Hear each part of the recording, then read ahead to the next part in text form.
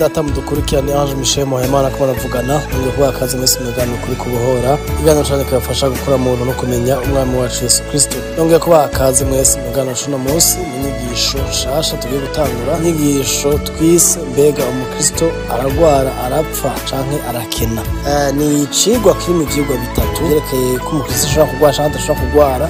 Harimo kandi ko umukristo ashobora gupfa akabamo nuko hari umukristo ashobora gukena. Mbere yuko tubandanye iki nicigwa ca mbere. Icigwa ca mbere inyigisho ya mbere ni introduction n'intangamarara. Rero no kajya kwakira abantu bashasha mu migwi muri abantu batari bake mwinjiye mu migwi biciye mu nyigisho mwabonye kuri YouTube no kuri Facebook. Rero turabahe kazi mwisange kazi mu mugwi ukuri kubohora. Mugwi ukuri kubohora umaze imyaka 8 kuva itariki 10 z'ukwezi kwa gatatu 2017. Bamwe mu bavuga muti ko tutari tubizi ikiganiro kiramaze igiye kumbura n'ikirashika kure ariko igihe canyu cari iki kazi rero mu muryango. Inyigisho nyinshi muzosanga kuri YouTube arizo tumaze gushaka kuri YouTube mu video maremare menshi ashika 200 arenga gato mushaka kuyumviriza ndazi ko muzotahura ubutumwa bwiza. Ikiganiro rero nko twavuze ni ikiganiro gifasha abantu gukura mu buntu no kumenya umwami wacu Yesu Kristo. Intumbero nyamukuru nuko twiga ijambo ry'Imana Bibiliya itujana kuri Yesu Kristo. Rero igicibwa tugiye gutangura kivuga vyekeye ko abakristo bashobora kugwara gupfa canke gukena ni ikibazo kiri mu ishengero, ni ikibazo kiri mu mubiri wa Kristo. Hari abantu benshi bigisha bavuga yuko umukristo umaze gukizwa ubaye cyane mu gishasha uburonse ubuzima bwa Kristo. Baravuga bati umaze kwakira Kristo muri wewe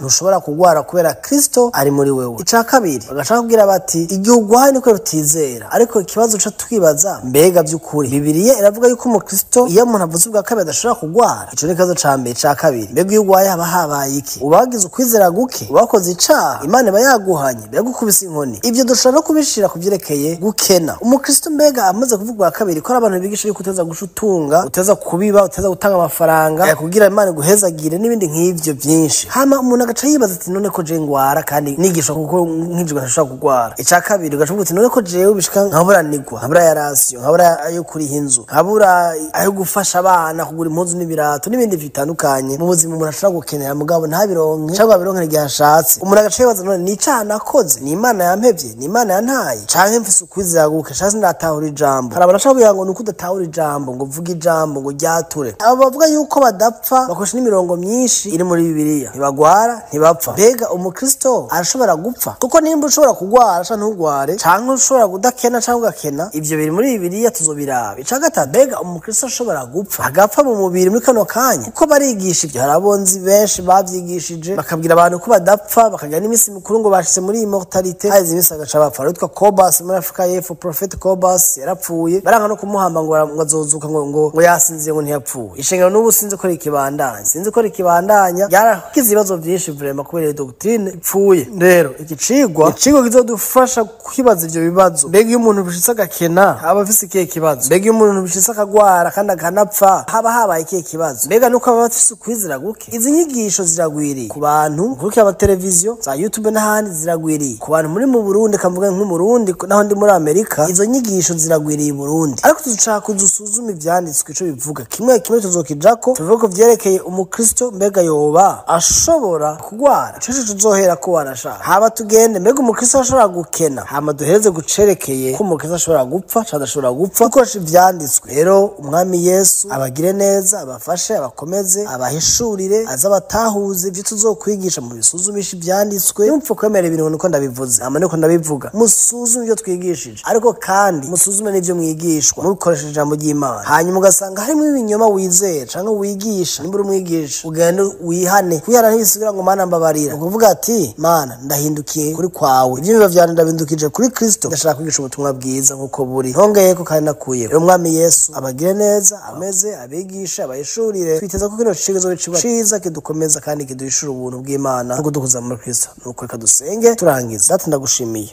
urakoze mwami kubwazo no nyigisho gutangwa, ndazisengeye mwami kizobe information gusa, izobe revelation, hishurira imitima y'abantu ubutumwa bwiza bw'ubuntu bwawe, urukundo rwawe, ubushobozi n'ubwami bwa mwami muri Kristo. Mwami uzovyumviriza wese azofashwe, azatahure, azayishurirwe, azamenye kandi azabone umutima wiwe uzohishurira urukundo rwawe Kristo. Ndagushimiye mwami ko bizushika kwa kandi mugafasha umubiri wawe mu izina rya Yesu, amen. Nuko yamugira umunsi mwiza, hezagirwe mutumira abandi benshi mushiye muri groupe mushaka gufata igaliya cyangwa link cyangwa umuhora, batumira abandi bantu benshi n'abashoboye kuza kwakira zino nyigisho kandi ubutumwa bwiza. Kore mugira umunsi mwiza.